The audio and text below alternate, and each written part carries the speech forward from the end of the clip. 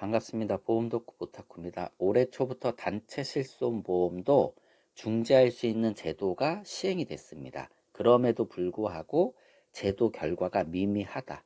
이런 내용을 담은 기사고요. 저는 단체 실손이나 개인 실손 중지할 때 조심해야 될 포인트, 체크해야 될 포인트를 좀 안내해 드리도록 하겠습니다.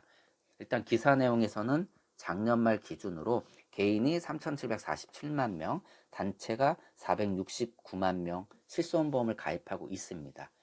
작년 9월 말에 제도 시행을 하기 전에 조사를 했을 때는요, 150만 명이 중복 가입되어 있었고요. 무려 96%가 단체 실손보험으로 중복 가입이 되어 있었습니다. 당연히 4%가 개인 실손보험을 중복 가입하고 있었다는 내용이고요. 제도 시행 결과 올해 초에 뚜껑을 열어보니까 겨우 4.9%, 7만 3천 명이 줄어들었다라고 합니다. 뭐 어떤 걸 중지했는지 모르겠지만 중복 가입자 수가 4.9% 줄었다.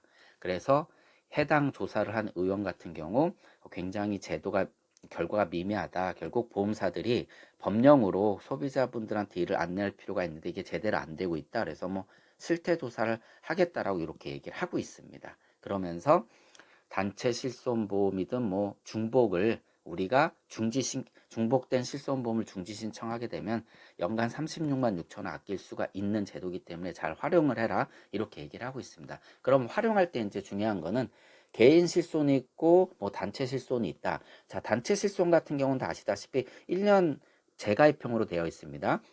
근데 개인 실손은 재가입형이 아닌 경우도 있고 2014년 4월 이후로는 뭐 15년 또는 5년 단위로 재가입하고 있겠죠. 5년 단위는 당연히 4세대 실손일 거고요.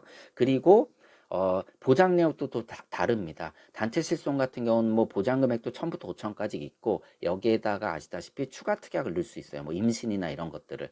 그래서 본인에 맞게 어떤 거를 중지할지가 이게 매우 중요하죠. 일단 가입 한도도 봐야 되겠고요. 그 다음에 보장 한도죠. 그 다음에 본인 부담률도 봐야 될 거고요. 보장 내용도 체크를 해서 어떤 걸 중지할지 이때는 정답은 아니지만 보험료보다는 보장 내용을 보는 게 뭐 일반적으로 맞다라고 생각을 합니다. 그래서 보장 내용이 좋은 상품, 자기한테 유리한 상품을 일단은 놔두고 다른 것들을 중지할 수 있겠죠. 이때 문제가 됐던 게 뭐냐면 단체 실손 의료보험은 중지할 때 제도가 불편하다. 그리고 뭐 환급 받는 게 어렵다는데 이 제도가 올해 초부터 시행이 돼서 본인이 보험사에 신청할 수 있고 그 다음에 환급도 본인이 직접 받을 수 있게 했습니다. 그런데 반대로 개인은 뭐가 문제냐? 재개될 때가 문제죠. 재개될 때 기존의 실손보험 유지할 수 없었는데 기존 실손보험도 유지할 수 있게 제도가 바뀐 겁니다. 당연히 이거는 이미 바뀌었는데 그럼 재개할 때 뭐가 문제냐?